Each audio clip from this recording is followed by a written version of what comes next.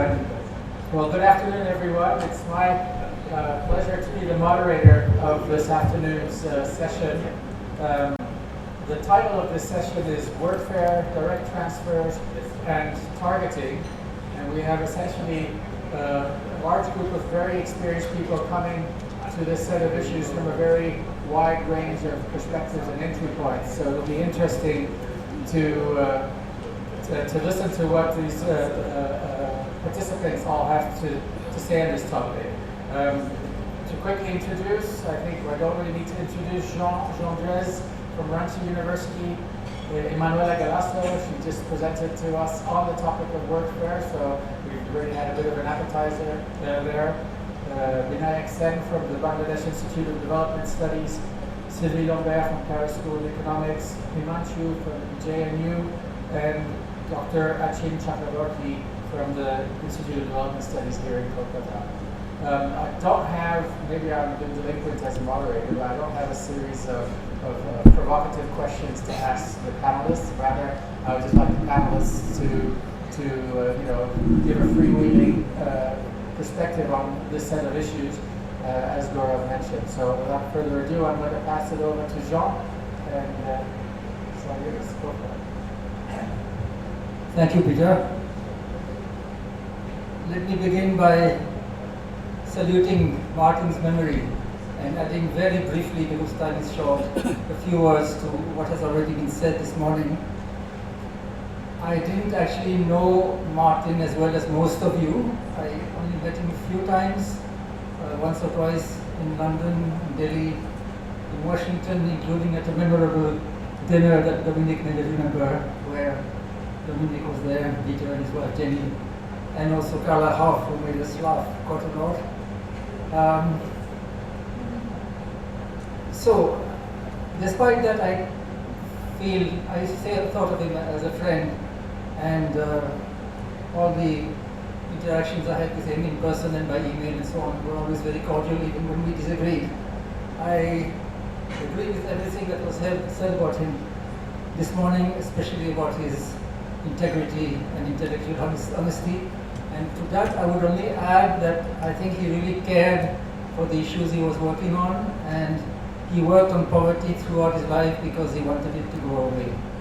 And in that respect, I felt some connection with him, in spite of the fact that we lived in different worlds and approached issues in a somewhat different manner. And of course, I have learned a lot from his work, like all of us. Now, coming to the topic, I'm going to begin on a very broad canvas and mainly say a few words about the Indian experience with Social Security. I think that's what this is all about. Until not so long ago, let's say 20 years ago, India was a lame duck in social policy, including health, education, and social security, and that is still the case to a large extent, but perhaps not so much the case anymore as far as social security is concerned, because in fact India has now developed the semblance of foundations for a social security system that is actually, I think, quite interesting and could be an inspiration for many poor countries. I say foundation because we still have to build a lot on it, but at least there's some kind of framework that I think is interesting, and essentially has 5 big pillars. Firstly, food subsidies under the National Food Security Act, which cover 2/3 of the population. Secondly, employment guarantee in rural areas under the National Rural Employment Guarantee Act, which gives a legal right to employment on demand on local public works to every adult in rural areas, up to 100 days per household per year. Thirdly, child nutrition schemes, especially under the school meal program and the integrated child development services. Fourth, maternity benefits, very important. Very few people pay attention to that, but India now has, or is supposed to have rather, universal maternity benefits under the National Food Security Act. And fifth is cash pensions, unconditional cash pensions for elderly persons, widows, or rather single women, and disabled persons. These 5 pillars have 2 or 3 important features in common. One is that they've all moved away from targeting, and especially what used to be called BPL targeting, targeting of below poverty line households. All these benefits used to be based on BPL targeting, if they existed at all 20 years ago. That experience of targeting was not very good, and so by now all this has moved away from targeting, and all the benefits are either universal, like maternity benefits and midday meals, or they are based on self-selection, like the Employment Guarantee Act, or they are based on what we call the exclusion approach, where you basically exclude, you target the rich, you exclude them, and everyone else by default is included. The only exception is pensions, that varies between different states, still somewhat targeted in some states, but that's the way things are moving. Secondly, they are all legal rights, except again social security pensions, although even the pensions now have become a legal right recently in Rajasthan. And in that respect, these benefits are part of a larger set of social laws that were passed in the last 20 years that also include many other interesting legislations like the Right to Information Act, the Right to Education Act, the Forest Rights Act, and the Social Security for Unorganized Workers Act. These, when I say rights, they are legal rights, interestingly, not of workers, but of citizens. It's an important feature because if you look at the history of social policy, it tends to begin with workers' rights because it's the workers who are demanding these rights, but here we're talking basically of citizens' rights, which I think is an important step forward. And third feature is that for all these programs, we have pretty good evidence of very significant benefits. Doesn't mean that the benefits necessarily justify the costs or that there are not better ways of doing things. For example, in the case of the PDS, the Food Public Distribution System, there's a long debate about whether cash transfers would be better, so the debate continues. But at least we know that it's not money down the drain, far from it. The missing pillar in all this, of course, is universal health care. Hopefully that will happen sooner or later, although there's no sign of it at the moment, but anyway. Now very quickly, since we don't have much time, I'll share, gosh, already 7 minutes. I wanted to share a few lessons that I think we can draw from this experience of bringing about these legislations, so I'll have to go very quickly. I wanted to share lessons in particular that may not be obvious to economists because of the way we tend to think about these programs. So I'll just spell them out very quickly, and some of them, if you like, we can discuss later on. The first one is that all these initiatives emerged in the context of electoral politics, without exception. We are again seeing a dramatic illustration of this year, with the elections coming up in Rajasthan and a whole series of social initiatives, including the extension of employment guarantee to urban areas, putting pensions in a legal framework, and extending social benefits to gig workers. All this is happening within a few weeks in Rajasthan, mainly because the elections are coming, and this is the one short time when poor people in India have a bit of a voice and a bit of bargaining power. Secondly, most successful schemes begin in failure. All these schemes began in failure. PDS used to be a total disaster. Employment guarantee for quite a few years after being enacted was riddled with corruption. Even midday meals, perhaps the best of these programs, began on a very difficult note, to just rice and salt in some states. The class process was being disrupted. There were cases of food poisoning and so on and so forth. I think this is important to understand that there's a learning process, because when we do impact evaluation, we can find that something doesn't work. Does it mean that it cannot work? Where does it stand in this learning process? I think we have to think about that. Third point is that rights make a difference. If only for the simple reason that it's much easier to demand something when you have a right to it. And that's an obvious point to make, but it really matters because these social programs depend a lot on public pressure and public demand.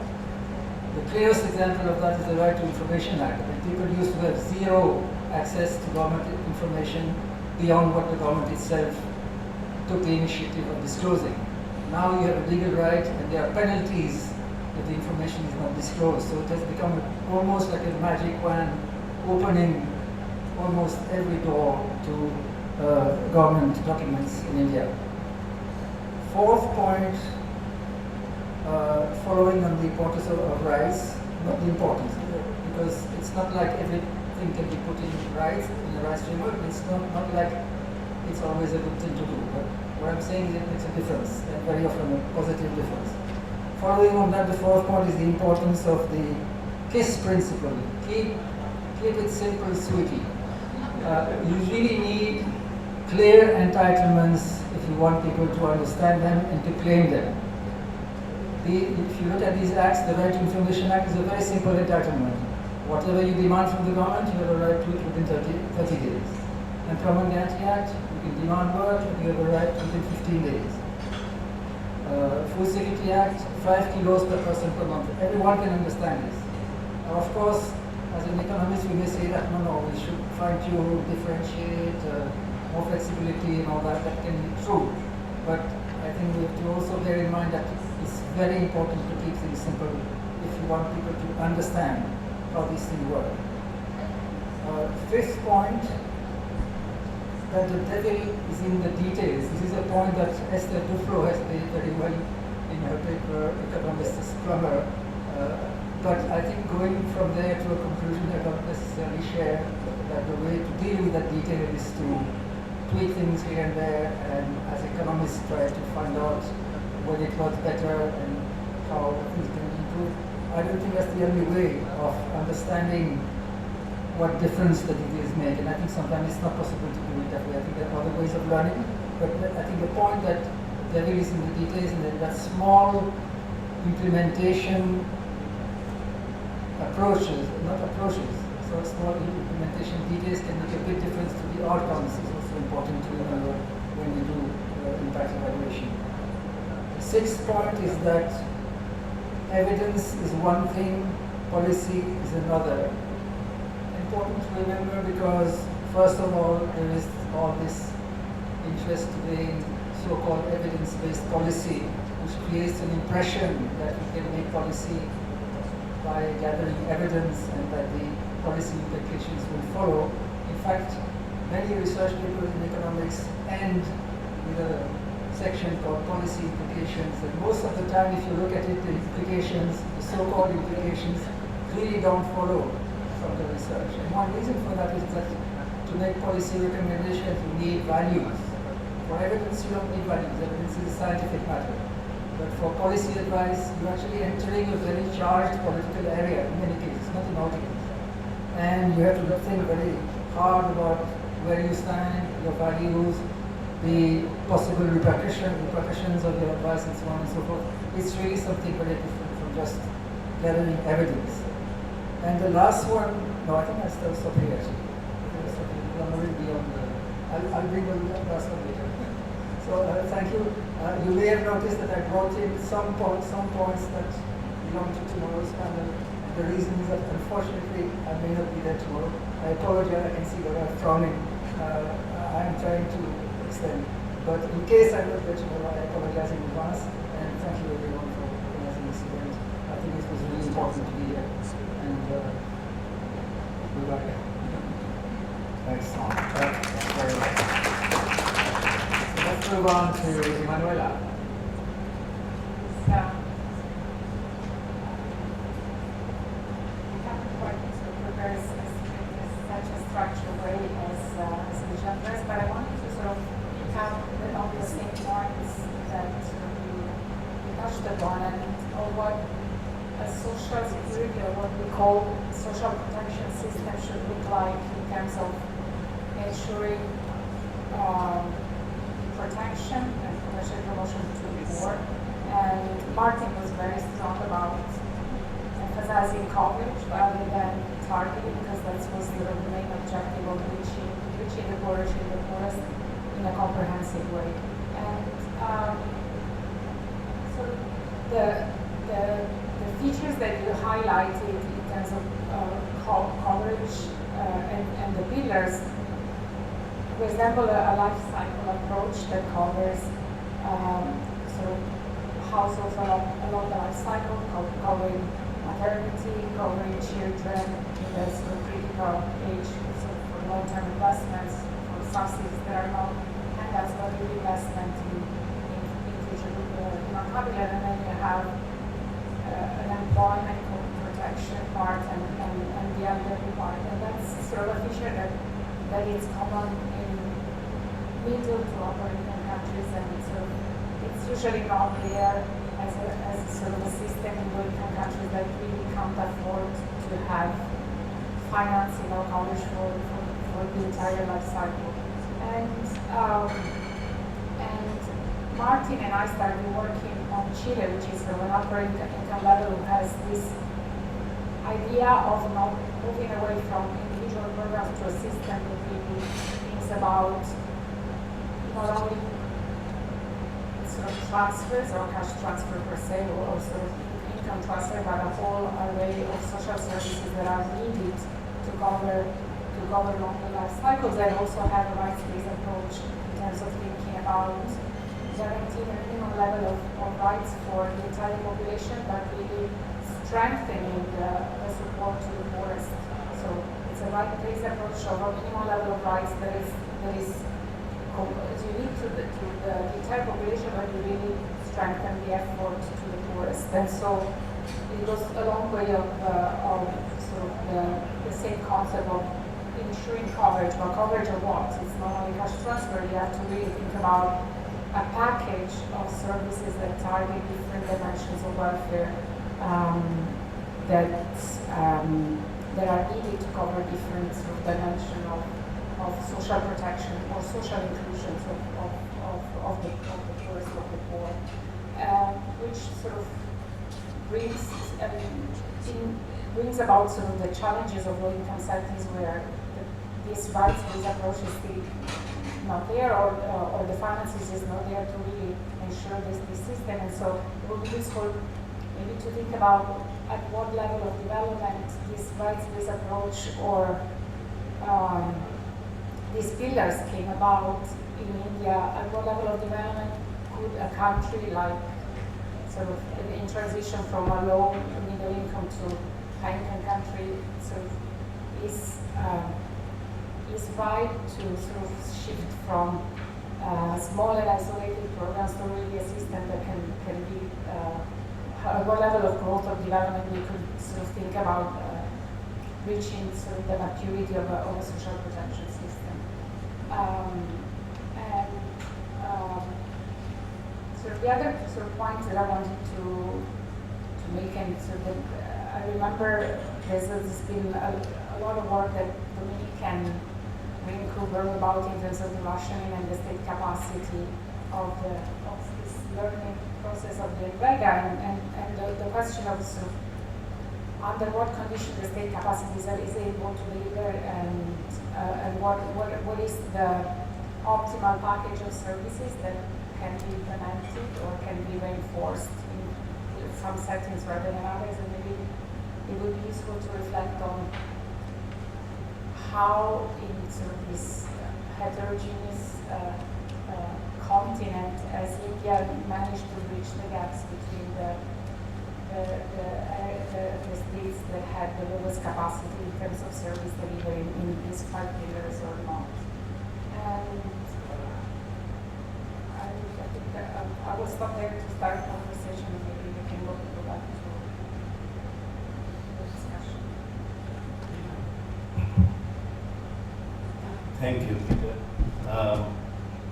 I think Bangladesh would not have followed Indian approach, particularly right-based approach, because our tax GDP ratio is only 8% and it is declining over the last 10 years.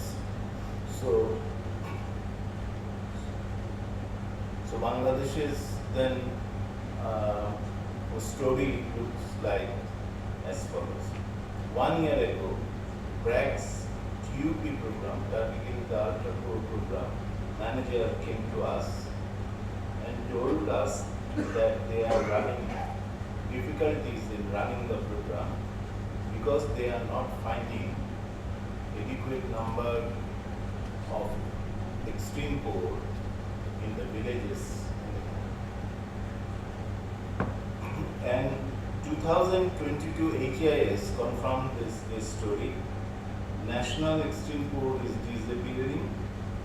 Is 5% assessed at the national level, 6.5% for rural areas. Even if you take the overall poverty headcount, it came down from around 60% in 91-92 to just 18.5% in 2020. So how this transformation was brought about without a massive public transfer program? So the short answer to this question is domestic remittance. Just 2 weeks ago, I was in Netrokona, one northeastern district, and I interviewed a woman whom I interviewed 13 years ago in 2010, Suraya Begum, and I asked her what brought about the changes in her life. She told me that she receives widow allowance of 300 taka per month, but at the same time she receives 3,000 to 3,500 taka as domestic remittance sent by her son and daughter-in-law working in the garments factory in Square Garments Factory in Gazipur. So I figured out that this linkage was very important for the extreme poor. And she lives with her granddaughter because there is no healthcare facilities or childcare facility in that garments factory because both husband and wife are working. So there is a cost to this kind of approach. Why? Because of the lack of universalizing of social protection that has been emphasized in the Indian case, we do not have any healthcare sort of services for the poor. And that is a major sort of shock because she complained about the bone ache and all kinds of problems, which are not addressed by the system. The second point is that there is an exclusion of urban poor from the social security system by and large. For instance, old age pension scheme is operative in rural areas and in small towns, but not in large towns. So there is a scope for further expansion of social transfer programs in those areas. Particularly the ugly face of extreme poverty still shows up in mega cities. Pavement dwellers are still there, and we have counted in the 2022 population census, number of pavement dwellers have declined, but still it is in the order of 26,000 in Dhaka city alone. The third point is that there is an added concern of the rise of the new poor as opposed to the old rural poor. And this new poor is being created by COVID-19 induced uncertainties, induced by Ukraine-Russia war shocks, and recent macroeconomic stress following from that. And there is no social protection or transfer schemes for that. There has been some movement in the transfer payment in the form of digitized payment, because now mobile financial services are available in every nook and corner of the country. So that is actively being used both for private transfers and for public transfers. So these are some of the points I want. Thank you. So I'm very honored to be here, but I have to say I wonder why I was asked to be at this table, because I'm the one who is least relevant, I think, for the topic. Nevertheless, I'm going to, and I haven't prepared, I mean, Jean, you put the bar very high, and I haven't prepared any specific talk, but I want to share two thoughts. One on the importance of a public-run social security, I mean, not just safety net, social security system, including health. Because obviously, in Bangladesh, these are remittances. In Sub-Saharan Africa, it's the family. You know, the people tell you, oh, but you are poor when you have no family, when you are alone. But if you have a family, there is always someone to take care of you. This is something also known as skin tax, that people really fight against, that they really try to hide their income, etc., because otherwise they face a number of demands they cannot resist. So that's one thing. But on the other end, on the receiving end, it forces people to make life choices that are not their first choices. If they want to access this network of support, they have to be in those networks. What does it mean, in particular for women? It means if you are widowed, if you are divorced, you have to remarry. Because otherwise, you know, you have no access to anything, to houses. There is no widow support. There is no alimony after divorce. There is no. I mean, the countries I know, which are all in Sub-Saharan Africa, granted, which is very different in terms of development level and in terms of state capacity as in India, obviously. But in these countries, clearly, if a state system of social support was developed, it would free people in many dimensions. I think their welfare and their mental health would improve vastly. And I think that counts as well. And I think not relying on personal, anonymizing the social support, to me, is, should be human rights. I mean, it's really important that you don't have to, you know, not disagree with your family, otherwise you are lost. I mean, that's super strong requirement, I think, on people. So, I mean, it's all great in Bangladesh. They have enough, income generating capacity to generate a flow of remittances that helps the poor out of poverty. But personalized relations are second best, in my view. So that's a very personal statement, but based on a lot of work with women in Sub-Saharan Africa. Now, I think the topic was targeting workfare, and really not the best, but I have a recent experience that raised more questions than answers that I would like to share. I'm currently involved in working on the evaluation of a variation on the PSNP program in Ethiopia, which is a huge workfare program that serves about 8 million individuals. So it's a big social program by the African standards. And so they are talking about changing various things I'm not going to discuss now, but we went to do some qualitative work there. So the rules are relatively simple. Everyone below deemed poor, and this is identified at the community level, so that's community targeting, is entitled to 5 days public work per month per beneficiary in his household. So it means the more children you have, the more you are entitled to these works, which are supposed to translate into the same number of wage, okay, days wage. And if you have 2 adults, they can share the work, or any people above age 18 can share in the work. Total work cannot be more than 45 days for the household in the month. So that sums up most of the rules. If you look at the district level, at the administrative data, it's all super square. Take up 100%, and everyone does exactly the number of days they're entitled to. That's amazing. And you look at their files and they take you to their computers, and it's all super square.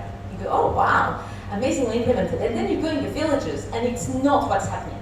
What is happening is that communities have community work to do, so it could be terracing or things like that.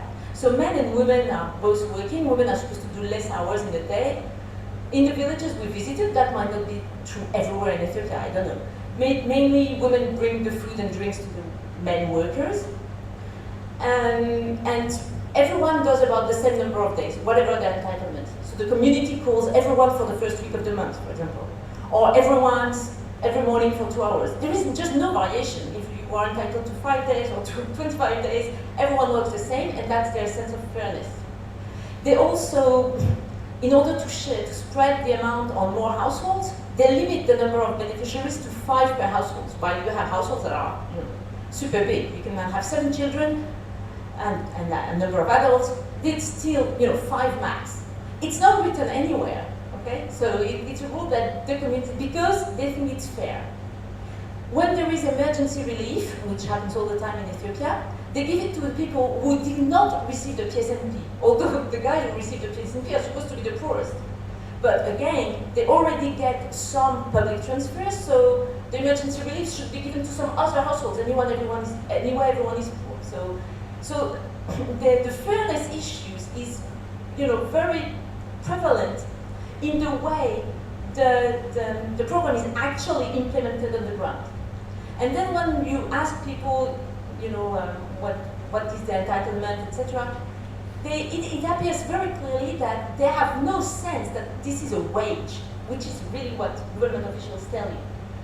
They know there is a quid pro quo, but they perceive the PSNP as a social transfer conditioned on participating to community work. But and in fact, what you get, they think it depends on your family size, not on your effort.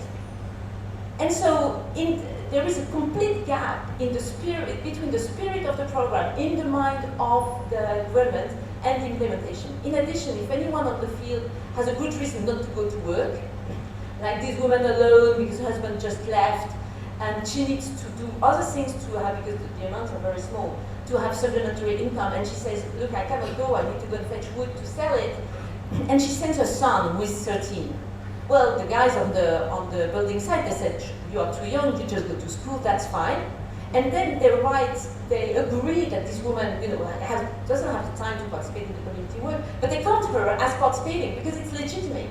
So what goes up to the next level is that she worked all the days she was supposed to work. So that gives these very beautiful square, files, but it's the community who decides whether this person is legitimately not participating, and if they think it's legitimate, they count her as or him as participating. Okay, so what is happening on the ground has nothing to do with what the government thinks is happening. The only thing is that they know there is a quid pro quo, but at the same time, I didn't even want to say that to the government, because somehow, maybe that's not what they want, but at least it's a social transfer. People do some community work, and they have a good sense of what is socially acceptable in terms of, distributing in a fair way. So in terms of acceptability of the targeting, etc., it's probably better than anything else. And it's not much money anyway, and it's less and less because Ethiopia is not doing super well.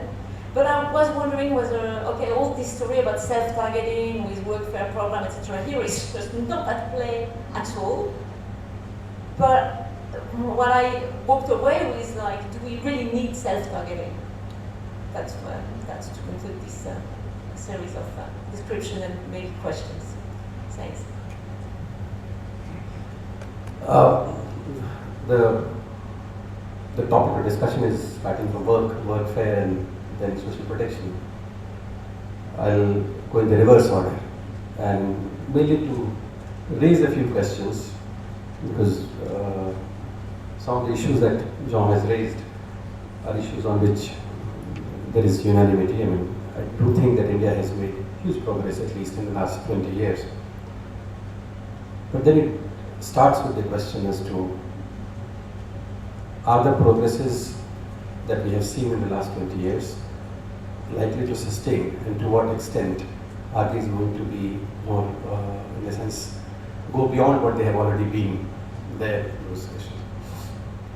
And I think there are 3 conceptual issues I want to raise first. First is the issue of social protection as a complementary to what the state should be doing otherwise, or as a substitute of what they should be doing otherwise, in the sense. Politicians are very happy to throw money, and anything that has to do with money, whether it is social pension or cash transfers to farmers or to the women or to the workers or anybody, they're very happy, because which is a way of transferring money. There is a tangible impact, in the sense you see money being transferred. And so people can say that, okay, this is what I received. You can count it and you can feel it, those kind of things. And politicians would like to take that claim that yes, this is what I delivered to you.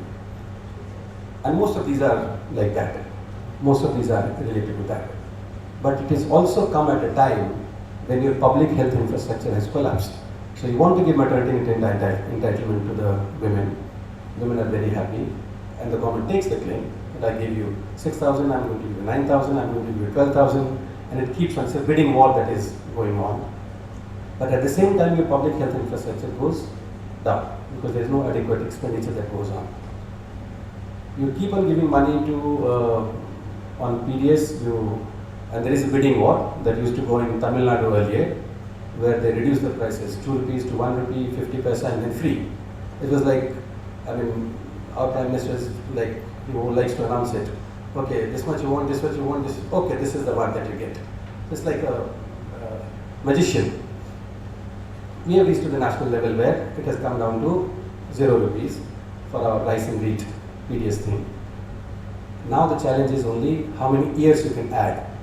So he basically played the first card. He said, now for the next 5 years I'm going to make it free. I mean, obviously, certainly, the next government cannot go and say that it is for eternity and I'm going to pay you additional 1 rupee for consuming rice and wheat.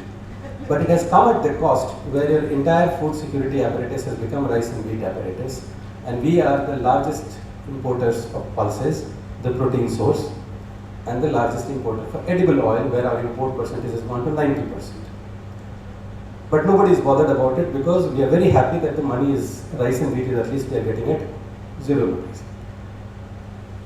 The third again is related to the issues of social pensions. Yes, they have expanded and they're still at 200 rupees. State governments are adding it up. And again, I think in many cases, things have gone further up. I mean, there is 2 steps ahead, 1 step backward, or you could call it 1 step forward, 2 steps backward. NREJ is a good example of it. Started as a brilliant program. It is a brilliant program, but it is not just restricted to giving employment to people on the ground in the rural areas. When it started, the minimum wages in NREJ was 60 rupees. The market wages in 2006 was somewhere between 52 rupees to 58 rupees in different states. Today, in almost every state, the NREJ wages are lower than the minimum wages because the governments are not bothered about. So that whole issue of minimum wages or some respectable, decent wages that workers should get is no longer an agenda because you have been given it as a NREJ, and then take that and be happy with that. I think there are fundamental questions which in a sense are, I mean, it's a question, I mean, like in a sense, are we sidestepping those questions? Or to a certain extent in this whole thing, the link with the social security legislation, with not as a charity program, not as a political loan, but as something which comes with a true right, is something that needs to be brought again. And I think that's an important question for which we don't have an answer. And I started by saying that these are achievements, and we are very proud of those achievements. But it also happens that there is a non-monetary in the structure, like the right to information, that has almost disappeared. It's more or less the whole right to information thing has been, the government has diluted over a period of time, or the Forest Right Act has gone into it. That's a question that is a fundamental question. The second question that comes is that a lot of these things came in as part of the states. I mean, whether it is the NREJ or it is the ICDS or the midday meal or the public distribution. In fact, the PDS reform started much before. The NFSA was just passed in 2013. And in fact, a large majority of the people were basically against, and they are now suddenly have gone silent. But it came with states. But states are now stuck in a very different kind of a competitive, what we call, I will not call it a populism, but in one where it is no longer a social protection which is catering to a certain category of person. Like say for example, the social pension is widows or disabled or old age population, or for example maternity entitlement, or for women who are pregnant and those ones. Now it is threatening, or what it has become almost like universal, to women, agricultural workers, to farmers again, but more or less covering. So we are now more or less reaching to and there it is the competitive bidding. And it is just before the elections. Right now elections are going on, so that basically every party is watching the other one. So you announce 2,300, I will go to 2,500, somebody is going to that one. But that is where states are also facing the heat, in the sense the GST introduction has led to the fiscal space basically being taken away, and with the state central government using cess and other forms of it to take away larger power of the total financial powers, will we have the same kind of a space that is going to come to the states or do those kind of experiments? That's a second question, I think, which is important question that needs to be taken care of. And I think in some senses the second part is important, which is work and workfare. In the sense, and this is an old question, it is not something which is a new question, it's an old question. Remember all of the struggles that women particularly won, or many other rights that were won, they came from worker struggle, whether it was the aid workers or the social pension or the pension as such, or for the right to have various other things, they came from workers. That is something which we see a dealing, which is what John was talking about, which are now becoming more universal in the sense that they are for citizenship, but they are dealing with what is going on in the economy. But at the same time, what we see that expansion of social protection is also coming with state governments and the central governments both trying to dilute the struggles which have been won. I mean, like one of our biggest industrialists today last week talked about 70 hours of work week. And nothing to laugh about. The chief minister of the largest states did try and implement it, including the chief minister who basically has also expanded, the Rajasthan chief minister also tried to do that by making it a 12-hour work week during the COVID pandemic. We see a lot of issues. I mean, pensions have been, earlier the pensions were reserved for the public sector employees, the PSUs, the government employees and those ones. That was first taken away. They were shifted into market-based, what we call as the national pension scheme, and slowly there is a fight that is again coming up. The private corporations had some responsibility in terms of contributing to what we call as pension funds, provident funds and those kind of things. Those were diluted slowly.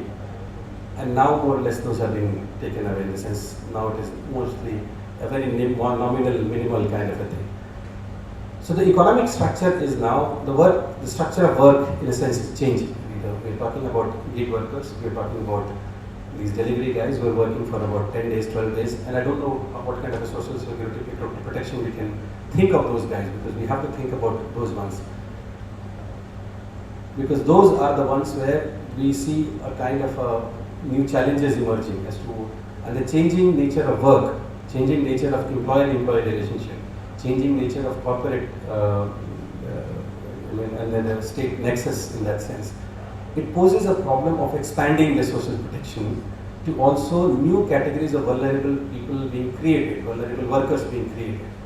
And that includes women workers, that includes workers who are completely unprotected. They don't get any social security, they don't get any health insurance, they don't get any time benefit, or they don't get any pension after they have put in 30 years or 40 years of work. How do we link that? And that is one area where I can say very confidently that the state is not going to be supportive to you. State does not want you to get into that area.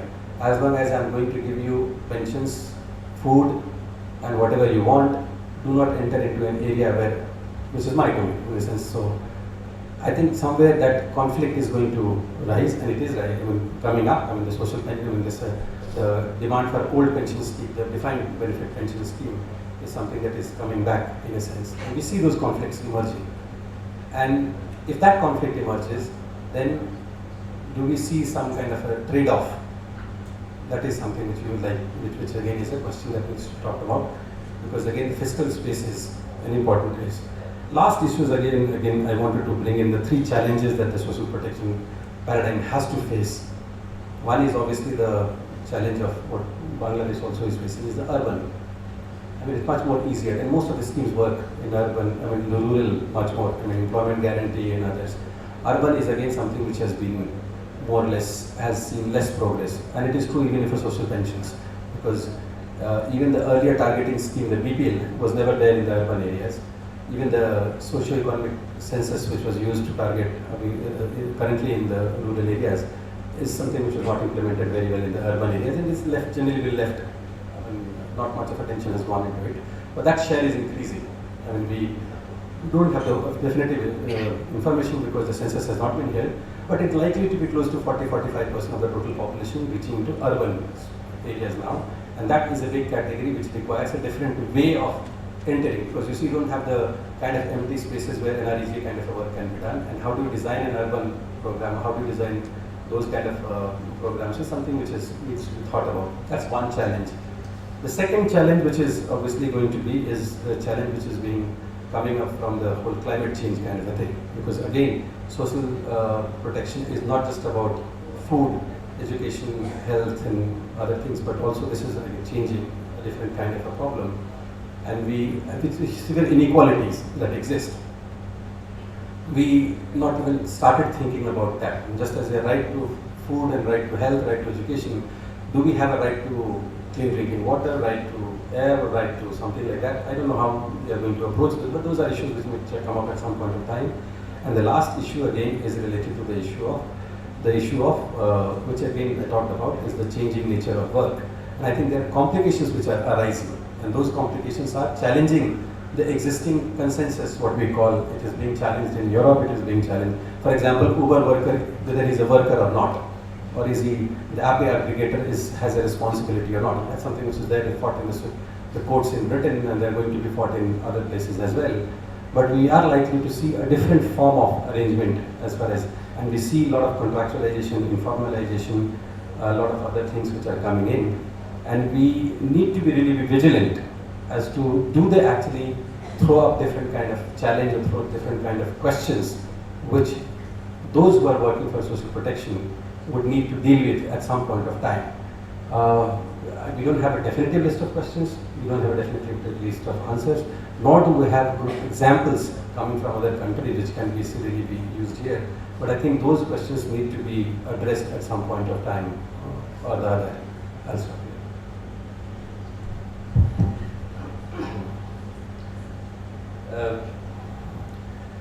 Most of the relevant issues are already covered, so being the last speaker, so I have to really be strategic.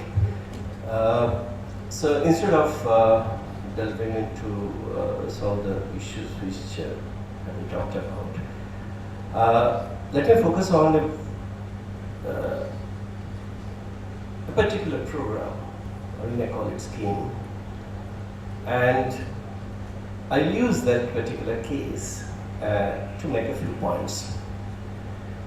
The case in point is a conditional cash transfer program in the state of West Bengal, which has been since 2013, so almost 10 years now. When you talk about schemes, particularly cash transfer schemes, I mean conditional or other kind, we talk about design, and we talk about rigorous evaluation. Most of the schemes, as we know, that the scope for rigorous evaluation is pretty limited, simply because they won't allow you to sort of, just for the sake of evaluation, they'll start in certain areas and then gradually, so that you can compare that, experimental and control kind of thing. You cannot do that. So all of a sudden, you start this program, and then after 10 years, you realize that even though we call it conditional cash transfer program, aimed at certain objectives, like on the one hand, you want the girls to be in educational institutions till the age 18, and the girl doesn't get married before 18. So early marriage, you want to address that, and also this girls' education. Now, on the face of it, it looks fine, well designed, in the sense that when you reach 18, you get 25,000 rupees, and you are still in educational institution, then you get 25,000 rupees. That's K2, Connextry 2, and Connextry 1 actually is when you attain 13 years. 13 to 18, every year you get 1,000 rupees. So now the government, the state government, is really worried. Last 10 years, we see this lot of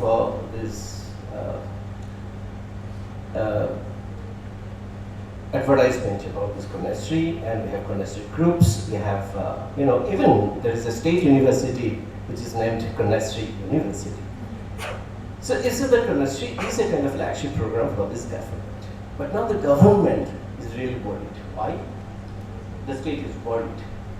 Because if you look at this NFHS 4 and 5, you find that this early marriage, it was in NFHS 4, it was 41.6, NFHS 5, 41.6. Stagnant. It has not come down at all. What about Madhya Pradesh? What about Rajasthan? Huge decline between these 4-5 years. Huge decline. So that actually hits on the face of the government, that you see that the so-called, the states which the West Bengal people used to think that, we are far ahead of them. But now, how do you explain this to people? So it's a problem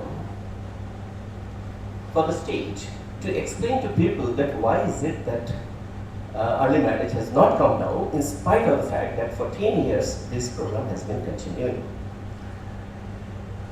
Now this is a particular case where you see that, I met the bureaucrats. Bureaucrats are really worried, and they feel that something has to be done, and they have no clue how to do it because of the central question. The question is that whether the politicians take this program as an entitlement or a conditional caste transfer program. The difference is crucial, because once something starts like this, then it's just a caste transfer, and it's seen as an entitlement from the receiver point of view. And then you really cannot tinker around this program anymore. So this is the kind of challenge that the bureaucrats are facing. So they wanted to sort of consult us, and so we had a series of discussions on this, that what is to be done about it. So here is an issue where we can do rigorous evaluation, but rigorous evaluation, what does it tell you at the end of the day? You stop it just because it has not worked. So there are issues of this kind where you have to really have constant communication with this political class on the one hand, and the officers who are in charge of that. And the last point that I heard from the principal secretary is that, you see, we understand this, but how can you communicate it to the minister? That something is wrong with this. Something is terribly wrong with this. So here is one case study where we have absolutely no clue why it has been like this. In fact, look at the literature, whoever has studied this, not just early marriage, all the reasons which are cited as explanation for early marriage, or prevalence or incidence of early marriage, West Bengal is no different from any of this. Even then, in Madhya Pradesh, Rajasthan, you see sharp decline, but in West Bengal, you don't see that. Now, given all these puzzles, and the researchers, whoever have studied so far, we have multiple narratives. These multiple narratives and semi-rigorous evaluations, where do they take us? Can we redesign the program? Can we scrap the program? What can we do about that? So this is a puzzle. In fact, I just wanted to share with you, because we have been struggling with this for quite some time now. In fact, some of my colleagues, they have already studied that chemistry and its impact.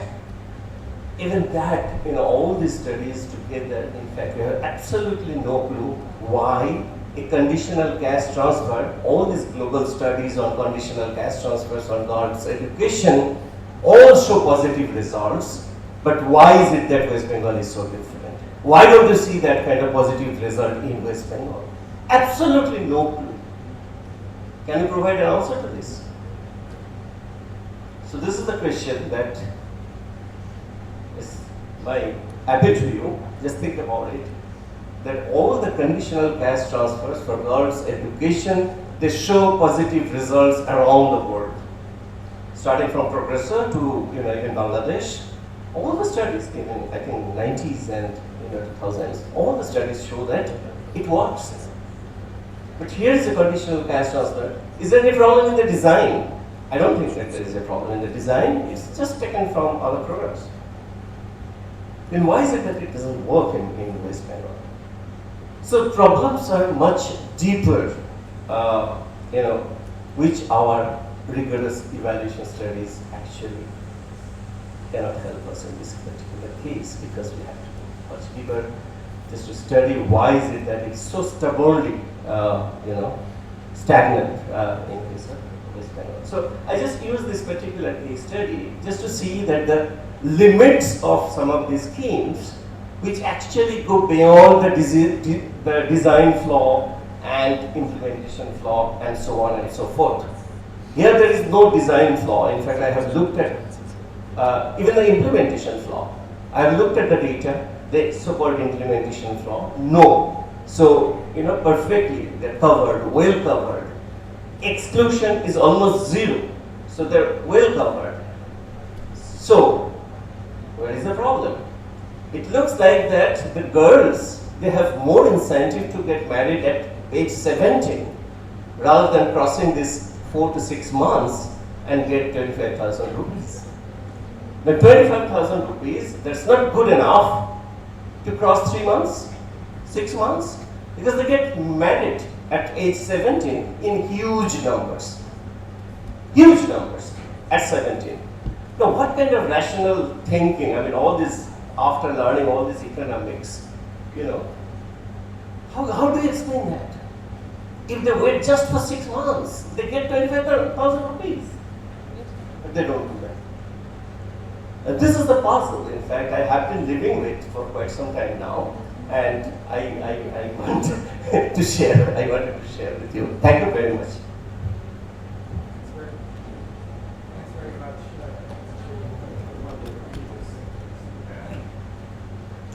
All right, well, thanks very much. That was a bunch of very interesting insights and perspectives. We've already gone over time, but I do think that it would be nice to spend a little bit of extra time getting some reactions from the floor, and possibly also from the panelists with respect to each other's comments. So what I would ask is that questions are asked without, and try to keep them short, and try to direct them at whichever panelist you choose, and in such a way that we could try to get as many across as possible.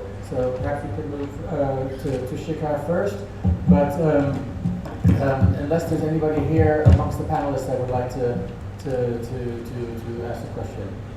Okay, so Shikhar, we'll let Vinayak kick off with one question, and then we'll move to the floor. Basically, I forgot to mention that the one contrast with, well, maybe not now in India, the female labor force participation in Bangladesh is shooting up. So it has increased from 36% in 2016-17 to 42% in 2022. But in rural areas, it has increased from 39 to 51%. And so the industrialization, demand arising from industrialization, and concomitant increase in female labor force participation are having an impact on private transfers. What Vinayak really forgot to mention is that Bangladesh is now so far ahead of India in so many social indicators. child mortality, child health, fertility, school participation, women's workforce participation, sex ratio, the whole lot. And the difference is not narrowing over time. That I think poses a really serious question about what is happening in India despite all these efforts. If anyone has an answer, please. Great, so Shekhar, why don't you get started? Yeah, since Jean said that he may not be here tomorrow, and since he has spelled out many of the issues that need to be dealt with, it'd be great to get a sense of where you see India's social protection system going, and what would be the priorities for it to be really working on. And it could be at the federal level, central level, or at the state level. And then I just had a follow-up on Himanshu, who raised climate change. And do we need to rethink the measurement of poverty and the vulnerability issues in the context of high temperatures and climate shocks, and what that will do to health expenditures, but a whole range of other correlates of that in terms of employability, migration, things that we haven't really thought about very seriously, and they will affect all of us.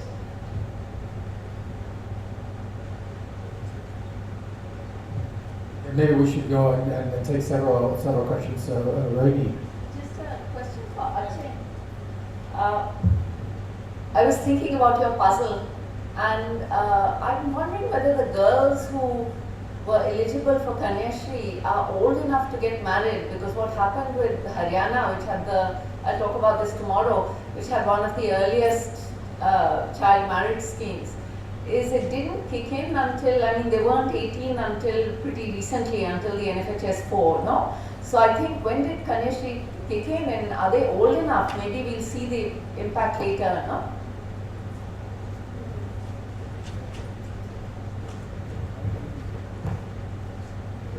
Thank you. Really fascinating discussion. I have a very pointed question to Professor Vinayak Sen. You really made it a point that the urban security measures in Bangladesh is quite low. But also John is correctly pointing out that in a number of levels, particularly in the last 10, 12, particularly during the Awami League regime, it has actually developed well. So do you think if there is a free and fair elections, another 2 months we are going to happen a kind of elections, what's going to be the overall impact of the lack of the schemes, but at the same time they are a different level of government performance on various issues? It's going to be a tough call, close contest, or you're an insider, so thank you. I would like to comment on Professor Ajay Chakraborty's puzzle. It's not a question really, because I have quite extensive primary data on this, and my data is situated between the two secondary rounds of NFHS 4 and NFHS 5. So I have the privilege of knowing exactly how the dynamics worked, and what we saw is that exactly what you said, that initially in the first 2 or 3 years, Kanyashri had a tremendous impact, especially in very underdeveloped districts like Murshidabad. Child marriage really fell, and it had a very big impact. But from our data itself, we have the results that the impact was narrowing down over the years. So we have done an impact evaluation 4 years into the program, and we found that the impact was very high in 2 years, but then after that the impact is narrowing down. So I guess what has happened is exactly what you're saying. When the NFHS 5 data was collected, the conditional cash transfer actually became a sort of an entitlement, and we sort of slipped back into the same groove all over again. So that raises the very important question: how long should a conditional cash transfer carry on, whether it can carry on till eternity and continue to reap the same benefits as before? Thank you. So, I don't have the answer. I don't wonder if anybody does. The India-Bangladesh comparison, but I really liked, Jean, your list of lessons on social protection and social security, or the social security system in India.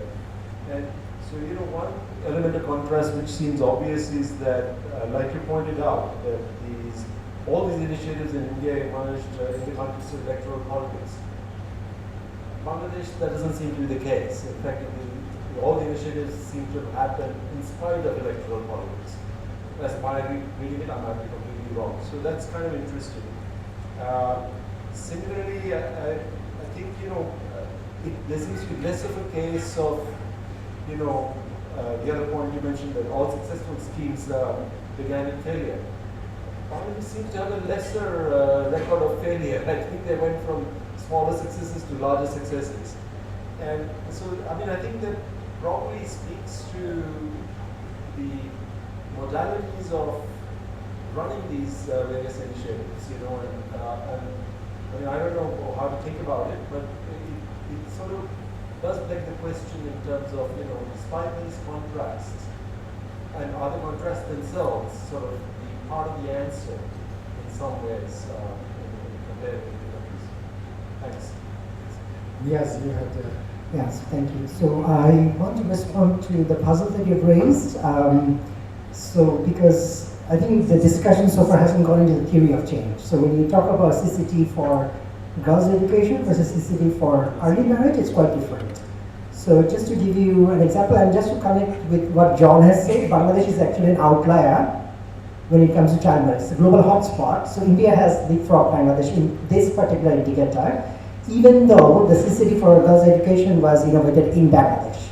So the question is, why did that work to improve girls' education part without solving the early marriage problem? Is because if you look into the literature for the causal literature on the consequence of early marriage, it actually focuses on a social constraint, not on an income constraint.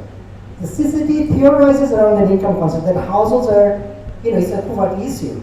So the causal literature focuses on the age of menarche, where the idea is that societies won't sanction marriage unless the girl reaches puberty. So that's an entirely social constraint, a social norm thing.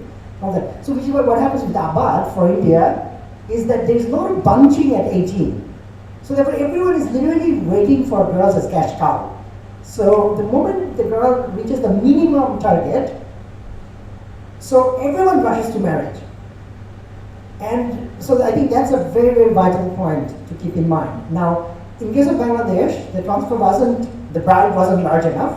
It was bundled with conditional cash transfer, so you have to stay in school and continue without marriage, but it wasn't anything sizable. So therefore, which is why we didn't even see the kind of reaction we got for India, but I think this is the point that I want to present to everyone in the panel, that when we talk about transfers, the theory of change is very, very important, because depending on the outcome, the implication and the impact will be different. Thank you. All right, thanks very much. I think it's nearly 10 to 5, and we do want to wrap up. So what I would like to do is ask the panelists to respond to those questions or comments that were directed at them. And perhaps everyone could have one final last word if they wish. Jean? Or should we perhaps start with you, Professor?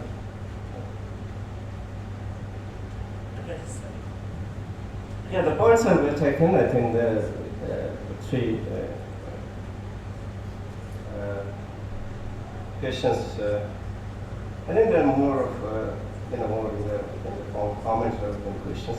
Yeah, maybe the time. I think that Rohini asked that question. That we looked at this NFHS 5, not 20 to 24 age group, which is the usual thing. That 41% actually 20 to 24 age group who actually reported that they had this early marriage.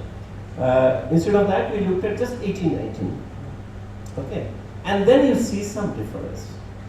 Instead of just stagnating, it's some difference. I think 5-6 percentage point. So I agree with you that maybe in the next round, probably it will show up. So that could be one possibility. Yes, but it's low enough compared to other states. Yeah. Just a quick response to Shekhar's point about climate change. It's actually doesn't work only directly, in so many indirect ways. I mean, just to give you an example, in the last 2 years, the heat wave that we got in March had a really bad impact on the agricultural sector, in the sense not just food production went down, farmers had and then unseasonal rains. These are just an example, but the water table going down, contamination in water, pollution in Delhi. Obviously, they're coming from Delhi, so we can tell you how bad it is. Kind of, the schools have been closed, and the winter holiday has been preponed, in the sense the government has declared public holidays, pollution holiday. Instead of winter holiday, we are now getting pollution holidays because children are not able to study because they can't go to school. So, there are various things in which they are in, but economic impact of that on health is something very difficult to quantify. But I can tell you, at least in Delhi, almost all the public hospitals have opened up special OPDs. These are called pollution OPDs. There are special pollution OPDs that have been opened up. I am not talking about chronic and those kind of issues. There is an impact in terms of your ability to work, your ability to take part in education, your ability to health and other issues are there. But I think we have actually no idea. I mean, in a sense, it will impact our social sector policies. For example, prices shooting up. I mean, the wheat prices, when they shoot up, the demand for PDs was, going up. People were simply trying to get as much as possible. So it does work in multiple ways, and I'm not getting into it, but I'm just saying that we need to be at least be cautious and be aware of the kind of challenges it can throw up.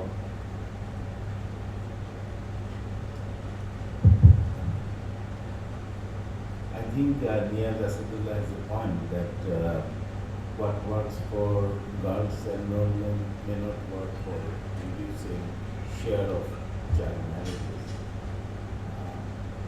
I don't know whether even the girls' stipends are the motivating factor for increasing girls' enrollment because of the minuscule transfers we make for girls' stipends. It's only 300 taka per month, which is half day of agricultural wage labor. So I don't think that is the motivating factor. I agree with Mushfiq overall that it is more of a demonstration effect coming from the female worker-dependent industrialization in Bangladesh, which is having a much more greater effect on social indicators than many imaginative social transfers. I can't predict about the election outcome.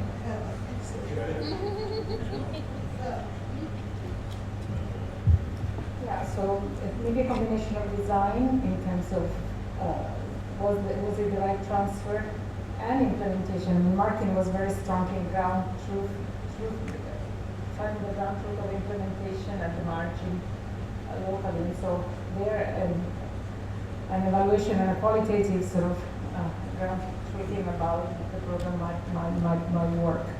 On urban areas, I don't know, there's a lot of work on identifying the poor and targeting programs, new ways of identifying people during COVID who had